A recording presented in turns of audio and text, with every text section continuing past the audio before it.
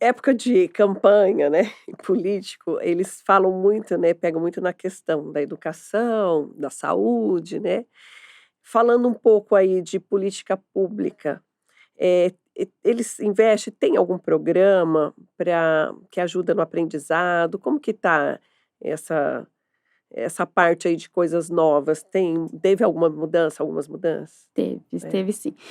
Infelizmente, nós passamos por muitas mudanças. Muda-se o cenário político, muda-se as estratégias, muda-se os programas educacionais, e foi importante você falar disso agora, porque nós estamos numa mudança muito significativa e polêmica que está em debate em todas as mídias, Sim. que é, o Plano Nacional de Educação.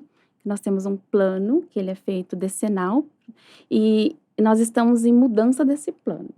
Então, foi feita uma conferência recentemente e foi feita uma proposta, e algumas mudanças significativas estão aí sendo debatidas para aprovação.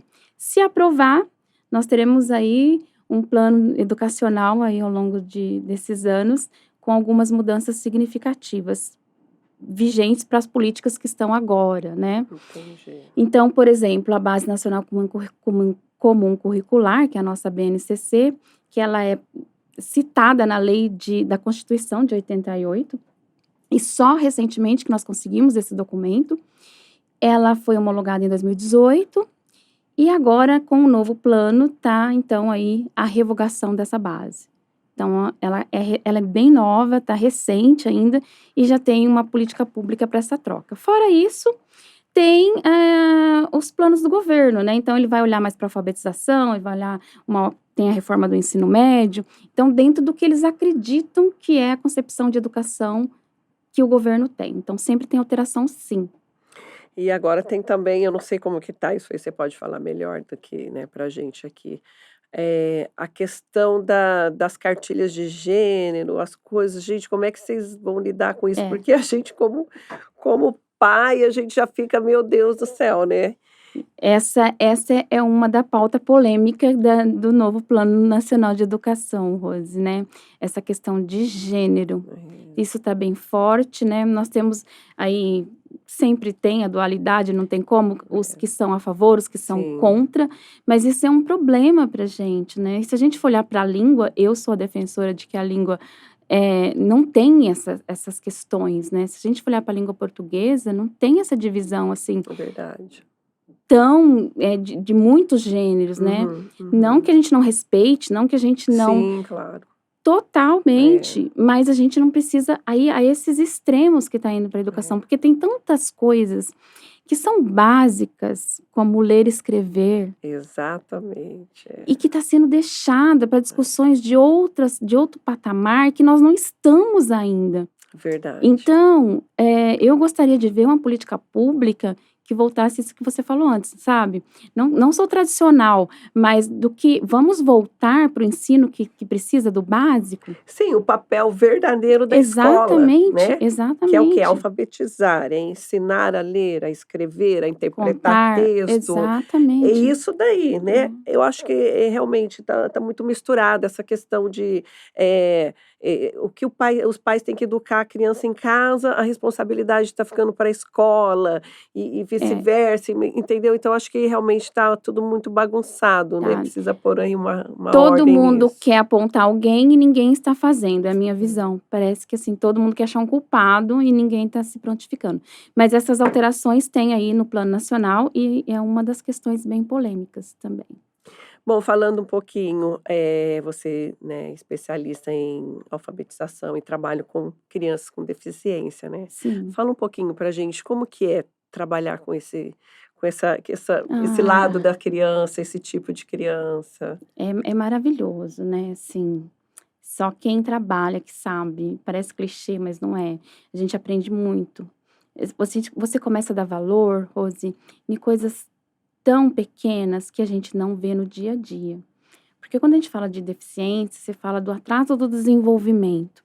Então Uhum. sabe o que que é a alegria de uma mãe quando uma criança começa a pedir para ir para o banheiro, É. ou consegue escovar um dente sozinha, ela consegue fazer algo sozinha que é muito simples, que nossas crianças típicas fazem, que é natural do desenvolvimento e a gente não se dá conta, que parece que aquilo, imagina, né. Então, assim, é enriquecedor, é muito bom isso mesmo. É um trabalho árduo, é um trabalho moroso, mas ele é muito valioso e a gente cresce como pessoa. Sabe aquele dia que você tá triste, que você tá reclamando Sim. de coisas da vida, aí você pensa, e você vai para dar uma aula, vou fazer um atendimento com uma criança com deficiência, e aí você para refletir na vida e fala: "Nossa, nós temos tantas coisas e nós não agradecemos". Edilane, qual que é a necessidade específica de um professor para trabalhar com esse tipo de criança? Formação específica, né, também tem que ter a formação específica, educação especial, tem várias áreas, né, É, mas entender principalmente das deficiências, porque além do processo de alfabetização, eu tenho que entender do desenvolvimento humano e infantil. Então, sabe aquela questão de quantos anos fala, com quantos anos a criança, ela anda, porque aí vem os atrasos que a gente vai observar e que a gente precisa identificar e estimular para desenvolver. no caso da criança com necessidade de inclusão, como que é o proceder dessa alfabetização? É. Como deveria ser? Olhar para essa criança e nós temos um documento que é importante, que os pais agora estão tendo conhecimento e está muito recorrente nas escolas. Tem muitas famílias entrando judicialmente, porque as escolas estão negando, e também por É. falta de conhecimento, que é o PEI, o PDI, por exemplo, que é o Plano Educacional Individualizado. Então, se eu, Edilane, tenho uma deficiência, tenho uma necessidade, vai ser um plano individual só para mim. Né, então esses atrasos de desenvolvimento vão estar citados, então às vezes não está no momento da alfabetização. Então, por exemplo, eu posso fazer uma avaliação, como eu tenho aluno com autismo, com 11 anos de idade, idade cronológica. Quando a gente vai fazer uma avaliação de desenvolvimento, Rose, ele pode estar, ele está com 3 anos, 3 anos e Verdade. meio. É, Então você imagina uma criança de 11 anos dentro de uma sala regular, mas o desenvolvimento é de um bebê. é. Então, alguém tentando dar um currículo de alfabetização, vamos lá, ensinando, divisão silábica, substantivo, advérbio, para Nossa. um bebê. Então, não tem alinhamento, né. Então a escola É. precisa começar a estudar mais, buscar mais essa parte específica que falta na nossa formação. Eu também já tive um momento com 30 anos de educação, que eu não sabia o que eu sei hoje, né, e cometi os mesmos erros, mas a gente precisa ir buscar essa formação. E aí, nesse caso, a alfabetização é diferenciada mesmo, a gente precisa Uhum. voltar ao processo, é aquela questão, a criança não está nem na educação infantil ainda, né, ela não tem nem a pré-alfabetização, mesmo com 11 anos, desde que tenha esse atraso. Mas uma pergunta que eu sempre respondo para minhas alunas, e eu dou formação a professores, é: como que eu alfabetizo um autista? Como que eu alfabetizo um Down? Como que eu alfabetizo o EJA, que também tem os jovens e adultos, né, que nós também trabalhamos. O processo é o mesmo, Rose. Então, o que o aprendiz precisa aprender sobre a língua é a mesma, a língua portuguesa do Brasil, e eu preciso ensinar as mesmas habilidades. Agora, Uhum. como ensinar muda, porque vai da necessidade e do desenvolvimento que esse aprendiz já tem ou não. Verdade. E é esse conhecimento que falta nas escolas.